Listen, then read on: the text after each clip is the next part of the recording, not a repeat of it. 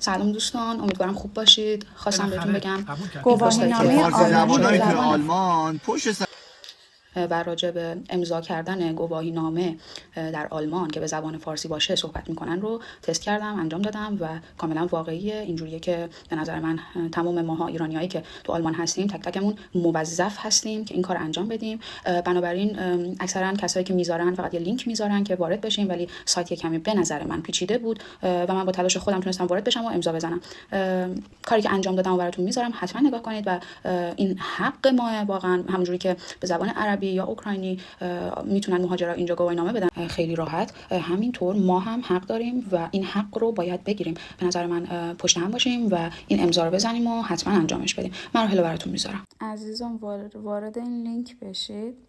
این صفحه براتون بالا میاد، اون بالا نوشته آنملدن، اونو میزنید و اینجا رو این گزینه کلیک میکنید. ایش بی نوع هیر رو انتخاب میکنید چون هنوز ثبت نام نکردین. اینجا یه ایمیل در دسترس و پسوردی که یادتون بمونه چون در آخر کار بهش نیاز داریم، فراموشتون نشه پسوردش. همینطور اینجا این گزینه‌ها تیک بزنید بره بر خودش.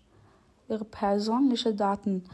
اینجا هم باید دوباره اطلاعات شخصیتون، خانم آقا هستید و اینا رو بزنید. دوست داشته باشید فکر کنم میتونید نزنید، اشکالی نداره، ولی اطلاعات و محل زندگی تو اینا رو باید وارد کنید. همین گزینه registrieren رو میزنید. هم لحظه ازتون تشکر میکنه بابت ثبت نام. بعد این ایمیل میاد، یه همچین مشابه برای شما میاد. این لینکی که داره تو اون صفحه بزنید و بعد وارد دوباره همین اول میشین، همون صفحه اول میشین.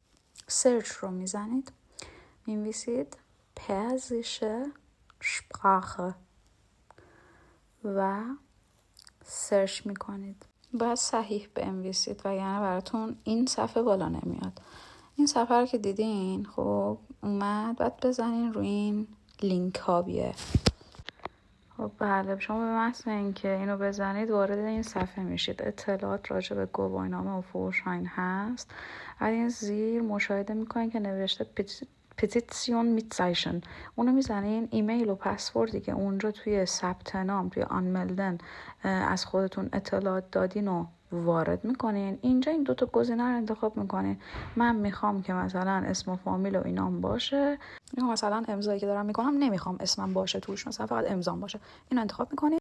در آخر یت میتزایشن رو میزنید و تمام.